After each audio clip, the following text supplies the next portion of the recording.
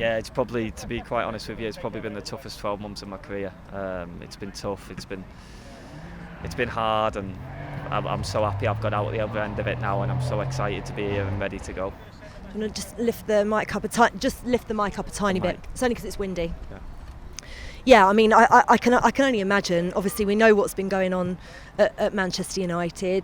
You said you were going to Manchester United to fight for your place with David De Gea. What happened? What were the conversations that you had?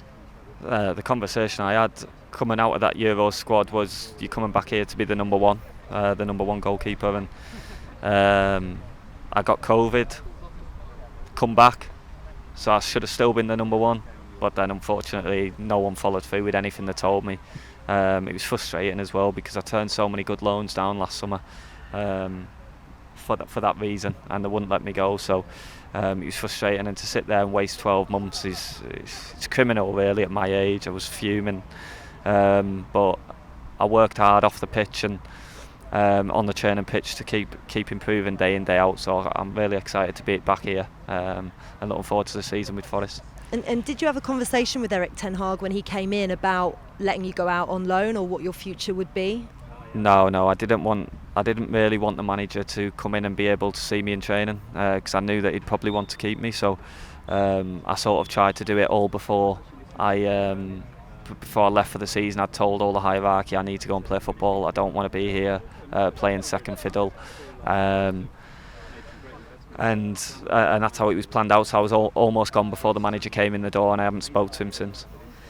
What was it about Steve Cooper and selling the Forest project that made you want to come here? Steve Cooper come see me. He said one thing to me straight away. He said, look, I don't care what you've done in the game. I don't care this, that and the other. He said, I want you to come and play for me, and I'll back you 110%. And it was probably something I've been crying out for 365 days. So for me, it was fantastic to hear that from a manager, to install that trust in me, and I can't wait to repay him. Honestly, when I spoke to Forest, it was nailed on. It was done before he left the house. I was buzzing, I was excited about the project, everything, the players he wanted to sign, the ones he wanted to bring in. It got my juices flowing, and I'm just so happy to be here now. And of course you're here with one of your former Manchester United teammates as well, in Jesse Lingard, which, you know, to have someone else that you know well in the side. I mean, how excited are you and Jesse to be here? Yeah, Jesse's buzzing as well, like myself. I was messaging him every day, pushing it over the line, saying, come on, come and join me, and he was so excited. And do you know what's good as well? Like, people won't believe it, but he had a conversation with the manager. It was the same thing, it was the same situation. He believes in the project, and it's a win-win for every party. I think it's genius business. I think he brings quality to the squad, and I can't wait for him to get back flying and feel loved again. He'll feel loved here, and the boys will back him, the manager will back him, and the fans will get behind him. He'll feel loved, and he'll be excited to get going again. And feeling loved as a footballer, it sounds like a really simple thing, but it's so important. Yeah, I think it's massive for the manager just to put his arm around you, tell him he's not going to let you down and stuff like that. It goes a long way. They normally get the best out of you. It's no secret, is it? They're the managers that end up getting the best out of you. So for like Jess, he had a tough season last year as well, and people standing in his way, not letting him go and play football, and obviously 12 months more or less out like myself. It's tough for him to accept, and he wanted to go and play football this year, and he's got that reward, and I'm looking forward to seeing him in action. Yeah, I'm very much looking forward to seeing him in a Forest shirt. And you know, you've just told me you've come off social media. We know what a wild west that place is, and obviously Jesse had a lot of criticism for choosing to come to Forest, which, you know, I'm quite happy to say on record I went on talkSPORT and defended him, because I thought it was unfair, and it must be frustrating for you to see, knowing him. You know, he's a mate of yours and former teammate. Yeah, for Jess, like the thing is, like, will he be bothered? Yeah, it probably bothers him a little bit. Obviously he built up a good rapport with the West Ham fans, so for them to batter him, I'm not so sure that was great. But I'll be honest, I don't think West Ham were there, but did they really want him? Really want him? I'm not so sure. So I think you've just got to take it like a pinch of salt. I did the best thing. I come off it all, and it's been great for me. I love life. I don't worry about anything. I don't read any of the rubbish out there, and I know Jesse's active on it, and maybe that's detrimental for him, but I don't think he really cares. He's a personality that'll just so confident in himself and got so much ability, and I just hope he puts in the performances I know he can for Forest. Steve Cooper's made some fantastic signings, you included, obviously, this season. But there's one that's caught your eye in training. Tell me more about the Belgian that's signed recently. Yeah, Mangala. I watched his clips before he come here. It was taking a while to get done, and Moose was telling me, because he played in the Belgium league with him, against him, and he said like he's an unbelievable centre mid. Like don't worry, like he's top. Like if we can get him, it's amazing. And today, first session, I don't want to speak too soon, but I think we got a gem. I think he's unbelievable, and I can't wait to get working with him, firing balls into him. He wants the ball, he's quick, he's powerful, he's got everything, so I'm really excited to see him. Oh, I'm excited now as well. With this move, getting regular Premier League football is vital if you want to be in Gareth Southgate's thoughts for the World Cup. Have you had a chat with the England manager about your future? No, not at all, no.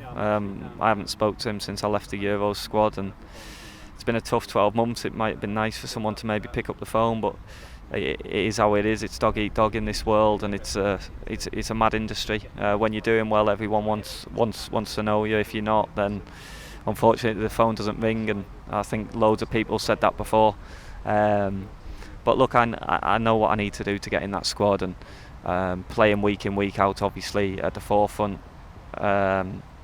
So no, I'm looking forward to getting back playing. Hopefully I can put in the good performances I know I can do, and then hopefully I'll catch his eye, fingers crossed. How desperate are you to be on that plane to Qatar? Yeah, it'll be amazing, because I think I deserve to be there, and ability wise I should be there, but obviously I've got to be doing it week in, week out. I know that, and it's been a frustrating 12 months, but hopefully I can be back involved in these plans soon.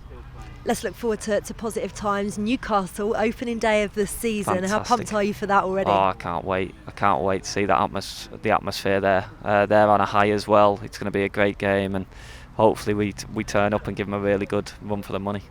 We know a lot about the history of Nottingham Forest. What do you know about it, and how important is it that they start off well in the Premier League after such a long time out of it? Yeah, I know from my own experiences we have to start quick. Whether it's the first game, whether it's the second game, third game, we have to get a win on the board, and not only is it good for momentum, but it's also good for the confidence throughout the group. Obviously with a lot of players unknown to the league and not really first sort of taste of it, it's nice for them to get that confidence of like, oh, we can do it, and it's massively important that we get off to a good start, and I can't wait, and I'm sure the boys are so excited as well. Who are you most looking forward to going up against? I know you won't be able to go up against Man United, your parent club. Yeah, I would have loved to have gone up against Man United, but no. Do you know what? I'm actually looking forward to the Leicester derby. Apparently that's a bit of a derby here, which I've been hearing about, so I'm looking forward to that. It'll be good. That'd be amazing. Yeah, absolutely amazing. Just finally, because I love interviewing you, because you're always so honest, and you say it how it is, and you know what people say about arrogance and self-belief and everything else, but I don't really see what the problem with that is. I just wondered whether you had anything to kind of say about, anybody questioning you. Right, it's funny, isn't it? Because you've obviously noticed I haven't been able to do an interview for 2 years, so that's evident, isn't it?